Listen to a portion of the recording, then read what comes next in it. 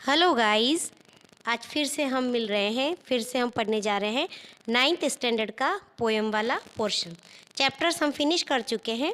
Poem में first chapter है the river. River का मतलब होता है नदी। सबसे पहले गाइस आप ये चैनल सब्सक्राइब कर लीजिए और जो इसका इजी ट्रांसलेशन है वो समझने की कोशिश करिए। अगर आपको ट्रांसलेशन पसंद आए तो लास्ट में इस चैनल को लाइक कर दीजिएगा।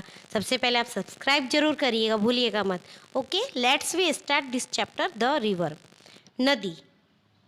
द रिवर एटले जे वस्तु स्पेशल होए, जो वस्तु स्पेशल होती है उसके आगे हम लगाते हैं द रिवर। नदी के लिए स्पेशल, यहाँ पे एक नदी को बहुत ही विशेष महत्व दिया गया है इस पार्ट में, इसलिए इसके आगे लगाया गया है द।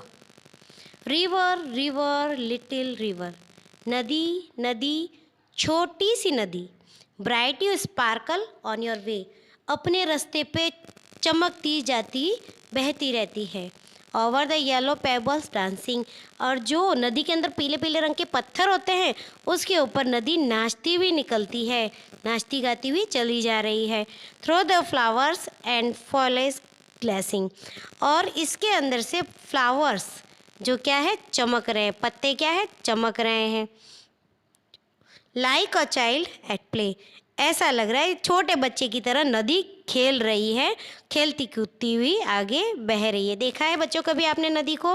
नदी जैसा इस पोएम में डिस्क्राइब किया गया वैसी ही नदी होती है, उसी तरीके से वो बहती है। रिवर रिवर स्वेलिंग रिवर, नदी नदी उछलती कूदती हुई नदी। On you rush through rough and smooth, अब जो नदी का रास्ता होता है ना वो कैसा होता है, बहुत ही रफ होता है, और कई जगह कैसा होता है बहुत ही स्मूथ होता है, समतल होता है। कहीं पे खड्डे होते हैं, कहीं पे पत्थर होते हैं, कहीं पे एकदम स्मूथ होता है, एकदम समतल रास्ता होता है। फिर भी उस रास्ते पे रफ रास्ता हो तो भी बहती है, पत्थरों वाला हो तो भी बहती है, और स्मूथ हो तो भी नदी बहती रहती है। Louder faster brawling leaping, louder faster blowing ripping, बहुत तेज आवाज़ के साथ में जोर से और खल खल खल खल करती हुई कूदती हुई। ओवर रॉक बाय रोज बैंक स्वीपिंग, पत्थरों के ऊपर से, और जो रोज बैग्स मतलब जो कांटे वाले, गुलाब के जैसे कांटे वाले पौधे होते हैं उनके ऊपर से स्वीपिंग लाइक एप्टेपियस यूथ, ऐसा लगता है कि जैसे एक बहुत ही यौवन के साथ में वो आगे बहती जा रही है। वो ना ही पत्थरों को देख रही है, ना ही चट्टानों को देख रही है, ना ही रोज़ लाइक गुलाब के जो कांटे होते हैं ऐसे पौधे उनको देख रही है, बस वो तो आगे बहती ही जा रही है। रिवर रिवर ब्रेमिंग रिवर, नदी नदी छलकती हुई नदी। ब्रीमिंग मीन्स छलकना। रिवर रिवर ब्रीमिंग रिवर, नदी नदी छलकती हुई नदी। ब्रॉड एंड डीप, ब्रॉड मतलब बहुत चौड़ी, डीप मतलब बहुत गहरी। And still at time, and still at time, और ऐसा लगता है कि जैसे एक समय में वो बिल्कुल स्थिर हो गई है।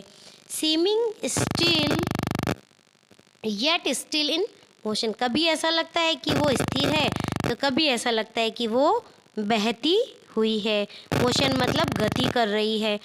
Tending onward to the ocean just like mortal prime, समुद्र की दिशा में आगे बहती जा रही है, और जस्ट लाइक मॉर्टल प्राइम, जैसे इंसान के जीवन का श्रेष्ठ समय होता है कि वो आगे बढ़ता रहता है, उसी तरीके से नदी का भी जब समुद्र की तरफ बहती जाती है तब नदी की स्पीड बहुत तेज़ हो जाती है जब वो समुद्र में मिलने वाली होती है।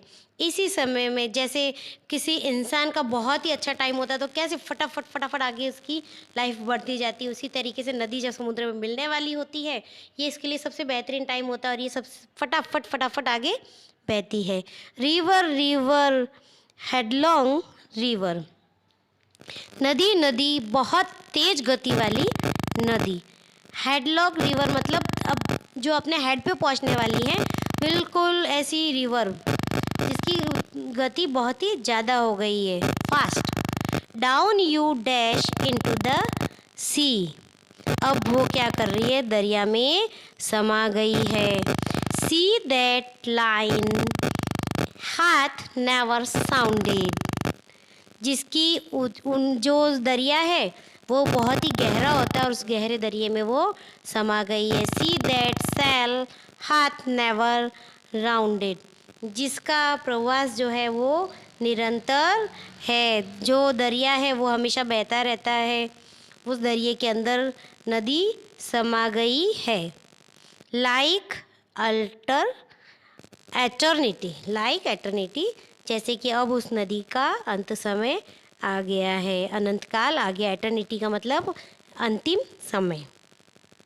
इसी के साथ जो हमने चैप्टर नदी के बहने से स्टार्ट किया था वो बहती बहती बहुत ही अपनी मस्ती में लहराती हुई और उस समुद्र में जाकर के समा गई है।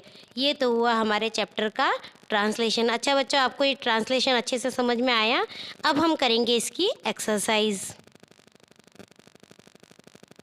अब हम करेंगे इसकी अब हम कर रहे हैं एक्सरसाइज जिसमें कंप्रेंशन। क्या लेंगे अब हम? कंप्रेंशन का फर्स्ट क्वेश्चन है गिव द अपोजिट। अब हमें बताने हैं इसके अंदर अपोजिट। फर्स्ट देखिए लाउडर, लाउडर मतलब बहुत तेज, तो लाउडर का अपोजिट क्या होगा? सॉफ्टर। सेकंड फास्टर, फास्टर का भी मतलब यही होता है, लाउडर का मतलब तेज आवाज़ के साथ तीक्ष्ण, और फास्टर का मतलब होता है तेज, तो फास्टर का होगा स्लो। जैसे फास्ट का स्लो होता है ना, तो फास्टर का क्या हो जाएगा? स्लोअर। स्लो की स्पेलिंग के पीछे भी AR लग जाएगा। ब्रॉड, ब्रॉड मतलब बहुत ही चौड़ा, तो इसका अपोजिट हो जाएगा नैरो, जो मतलब बहुत ही संकरा। डीप, डीप मीन्स बहुत ही गहरा, तो शैलो, शैलो मतलब जिसकी गहराई बहुत कम हो। वाइडर, वाइडर मतलब बहुत बड़ा, तो वाइडर का अपोजिट हो जाएगा नैरोअर, नैरोअर का मतलब बहुत ही छोटा। ये हो गया हमारा क्वेश्चन फर्स्ट। अब हम पढ़ेंगे सेकंड क्वेश्चन, ऐड अ राइमिंग वर्ड, जिसमें हमें राइमिंग वर्ड ऐड करना है। इसके लिए आपको राइम्स देखनी पड़ेगी दोबारा, जो ING वाले वर्ड है, जो इन वर्ड से मिलते जुलते वर्ड है, वो आपको इसके राइमिंग वर्ड में ऐड कर देने हैं। तो आप बुक ओपन करके बैठिए, देखिए। फर्स्ट है डांसिंग, क्लासिंग, और इसके साथ आएगा prancing. Second leaping, sweeping, ripping. Third motion, ocean, commotion. Third आएगा मोशन, ओशियन, कॉमोशन। फोर्थ है एरो, नैरो, उसका राइमिंग वर्ड होगा बोरो। फिर है टाइम, प्राइम, उसका राइमिंग वर्ड होगा लाइम। आंसर द क्वेश्चन, अब हम पढ़ेंगे आंसर द क्वेश्चन के बारे में। आंसर द क्वेश्चन, इसमें फर्स्ट क्वेश्चन है what is the destination of the river. River का जो डेस्टिनेशन है, उसकी मंजिल है जो, क्या है? तो the ocean is the destination of the river. River की जो आखिरी मंजिल है वो है ओशियन, समुद्र में। नदी कहीं से भी बह करके निकले, उसे आखिर में जा कर के समुद्र में ही मिलना है। The ocean is the destination of the river. फिर सेकंड क्वेश्चन है why does the poet compare the river with the child in the first stanza. The poet feels that, like a playful child, the river sparkles bright as it flows, dances over the pebbles, glances through flower and foliage. जो कवि है वो महसूस करता है कि ये नदी जो है एक बच्चे के जैसी है। नदी बहती हुई, फटाफट बहती हुई जा रही है, जैसे बच्चे दौड़ते रहते हैं ना, वैसे नदी दौड़ती, उछलती, कूदती हुई बह रही है। जैसे बच्चे डांस करते हैं, ऐसे नदी भी डांस करती हुई बह रही है। और बच्चे भी कभी सोचते नहीं है कि हम फूलों के पास से खेल रहे हैं या पत्थरों के ऊपर खेल रहे हैं। ऐसे नदी पत्थरों के ऊपर खेलती हुई निकलती जा रही है, फूलों को, पत्तों को छूती हुई निकल रही है। बच्चे भी फूल और पत्तों को छू के खेलते रहते हैं। फिर है describe the movement of the river. River के मूवमेंट को डिस्क्राइब करना है। The river swells and rushes on louder and faster. It is brawling and leaping over the rock. It is sweeping by the rose bank like careless youth. इसका मतलब ये है कि जो नदी है वो बहुत ही तेज और बहुत ही ज़ोर शोर से आगे बह रही है। ये जो रॉक है उसको भी चीरती हुई उसको ऊपर से भी आगे निकलती जा रही है। It is sweeping by one rose bank like careless youth. ये एक जो कांटे वाली झाड़ियाँ होती, जो गुलाब जैसी झाड़ियाँ है, उनको छूती हुई भी आगे निकल रही है। Why does the poet compare the sea with eternity? The sea can never be measured, it is endless, so the poet compare it. इस क्वेश्चन में ये पूछा गया है कि पोएट ने इसको किससे, एटर्निटी से कंपेयर क्यों किया है, इसकी अंतिम टाइम से इसको कंपेयर क्यों किया है समुद्र को। मतलब कि why does the poet compare the sea with eternity? Poet ने समुद्र को अंतिम पल क्यों बताया है? The sea can never be measured, जो समुद्र है उसे हम नाप नहीं सकते, वो एक अंत नहीं होता है उसका, इसीलिए उसे अंतिम बताया है, नदी के लिए अंतिम बताया है। What does the word still means in seeming still yet still in motion? What does still का मतलब क्या है और seeming still yet still in motion इसका क्या मतलब है? In seeming still yet still in motion the word still has two meaning। इस यहाँ पर इसके दो मतलब है।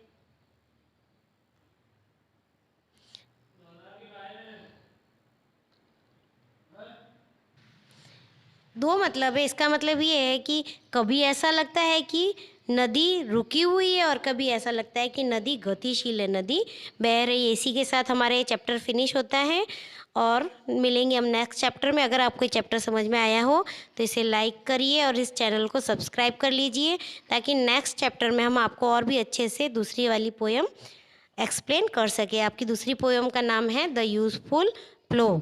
इसे हम करेंगे नेक्स्ट वीडियो में एक्सप्लेन, इसकी एक्सरसाइज के साथ में। तो मिलते हैं हम नेक्स्ट वीडियो में, तब तक के लिए सी यू।